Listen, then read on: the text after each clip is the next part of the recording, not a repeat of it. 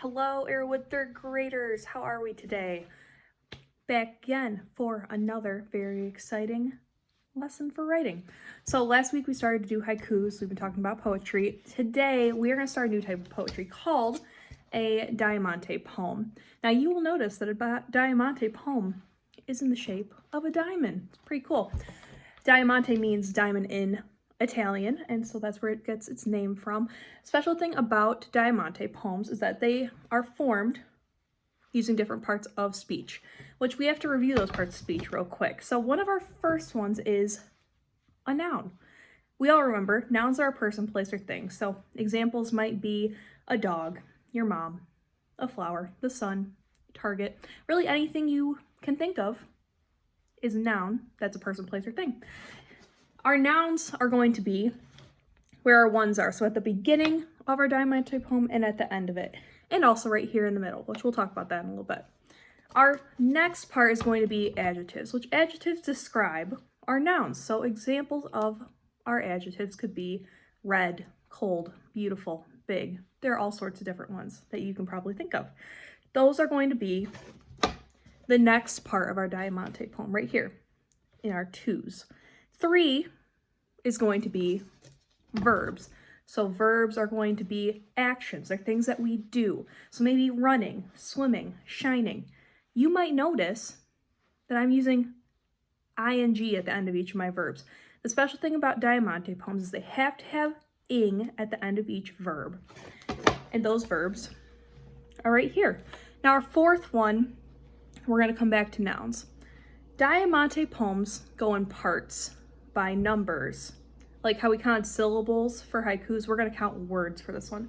So in a Diamante poem, 1 and 1, so our nouns, you're going to have 1 noun, and then 2 adjectives, and 2 adjectives down here. 3 verbs, 3 more verbs. Then 4 is going to be 4 nouns, but you are going to pick the first 2 are going to have to do with your topic on the top, and your second 2 are going to have to do with your topic on the bottom. The middle line, that 4 words, those connect the poem together. They connect the top to the bottom. Now, something to think about when we think about our poetry that we've done so far. Haikus, remember, are only 3 lines. Our Diamante poems are going to be 7 lines. Haikus counted syllables, only 17 of them. Your Diamante poem is counting words, depending on the line. And then something similar about both of them is they both do not rhyme. The last difference, though, is that haikus usually have to do with nature. Diamante poems can have to do with anything. It's up to you to decide what you want to write about. Typically, your beginning and your end either are going to relate to each other or they're going to be opposites. So they can either be similar, which would be a synonym, or it could be an antonym, which means the opposite or different ones. I'm going to show you an example up next here, and then we are going to try out writing a Diamante poem together. So here we go. Let's get started. Before we begin trying to write one of these Diamante poems, I want to show you an example. So this is a sample Diamante poem. You'll have this on your Google Classroom to go take a look at as you are working on your Diamante poem. It says, a Diamante poem, a poem that is shaped like a diamond and starts with one subject and then gradually leads to the complete opposite subject. The poem should include 1 noun, 2 adjectives, 3 verbs, 4 nouns, 3 verbs, 2 adjectives, and 1 noun. Now, you'll see this author decided to go with winter and summer. Winter and summer are opposites, which we call antonyms. You can also decide to use synonyms, which are the same types of words. Antonyms might be a little bit easier, but when you decide to choose to do your poem, you can choose what you would like to do. For this one, we can see that the author used winter, summer. Those are 2 nouns. That's the first thing you put in your poem. And it's good to work from the bottom and top. Bottom and top. Ooh, look at that. Because then you can work into it each time. So we first have our nouns, then we go to the next part. Cold, slushy, hot, bright. Those describe winter and summer, so those are our adjectives. Next, we move to the middle. Skiing, sledding, sleeping, those are things that we do in winter. Camping, biking, boating, things we do in summer. Both lines are all verbs, and they all have ing at the end. In the middle, we're coming back to having nouns. And notice something about these nouns. It says snowman, cocoa, swimsuit, sunshine. Snowman and cocoa are going to have to do with winter. Swimsuit and sunshine have to do with summer, but they come together in that one line, so it's bringing the two subjects together as one, right in the middle of the poem. That's how we do a Diamante poem. Now I'm going to show you how to make your own. Now comes to us writing a poem. So first thing I'm going to do, you'll notice that this link is from the Read, Write, Think website.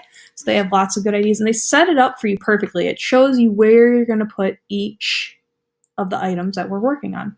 So when you go to do it, I'm going to show you an example. So I'm going to put in Ms.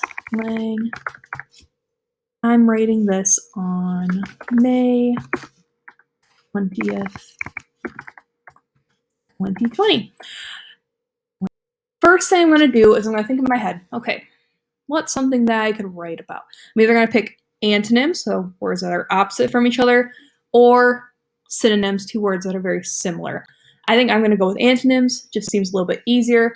A good tactic you can use while you're trying to figure out your Diamante poem is look around you, maybe go like step outside, look outside, what's out there, look around your house, maybe there's something that's interesting to you to write about. I'm going to choose, I walked around earlier, and I'm going to go with the sun as one of my topics, and I had to think, okay, opposite of the sun, well, that's probably going to be the moon. So now I have my two nouns, sun and moon. Now I'm going to go to my adjectives. So I need to think about the sun. What does the sun look like? How can I describe the sun? Sun kind of looks like fire. So how about we put fiery? It's also yellow. The moon then, and see, I'm going to work from the top, and I'm going to go to the bottom. I'm going to work to the middle. Well, I feel like the moon would be cold, so that's opposite of fiery. Kind of want these to match up a little bit. Yellow, well, if I did another color, the moon is silver-ish at least, silver gray. I'm going to go with silver though, it sounds prettier. Now we're going to look at verbs. So verbs for sun. It might be a good idea if you are a little bit, not sure about what you want to write. You can sometimes just grab a piece of paper and start writing your ideas down on it. That's a good tactic to do while you're trying this out as well. I think the sun, I think it burns. It's burning. How about if I look in the sun, kind of blinds you, right? So blinding, and maybe, it's a star, so stars explode kind of. So how about exploding? So burning, blinding, exploding, those go with sun. Now I'm gonna come down here to moon. The moon shines. It's pretty, so I'll do shining. Remember, I'm putting that ing at the end. The moon orbits around the Earth, so orbiting. And then reflecting. So shining, orbiting, reflecting, burning, blinding, exploding. Those all match. They all work. So I'm going to go to the last part, my four-word phrase. And my four-word phrase, we want to try to use nouns for this part too. So I'm going to say, I want the first part to have to do with my sun. So let's say flame. The sun kind of looks like to fire. Light. Flame, light, night. Right? Because the moon's out at night. And then the moon can be shapes. So how about crescent? Like a crescent shape. So I'm going to read back over my poem. I've written it. I need to make sure that all of my parts make sense. So sun, moon, fiery, yellow, cold, silver, burning, blinding, exploding, shining, orbiting, reflecting, flame, light, night, crescent. I feel like that works. I've officially written a Diamante poem. Now when you go to do it, you're going to do the same thing. You're going to think of a topic and a topic that goes with it or is the opposite of it, and you're working towards the middle, doing your nouns, adjectives, verbs, your forward phrase, verbs, adjectives, noun again.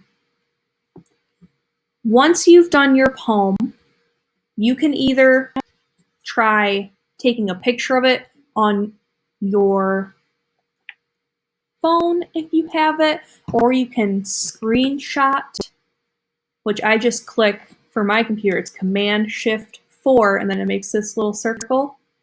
And I'm going to take a picture of it, and it will be on my computer so that I can upload it to my teacher. The other thing you can do is take a video of yourself reading your poem so that your teacher can see you read it now that you are an official poet. That's what it takes for you to do a Diamante poem.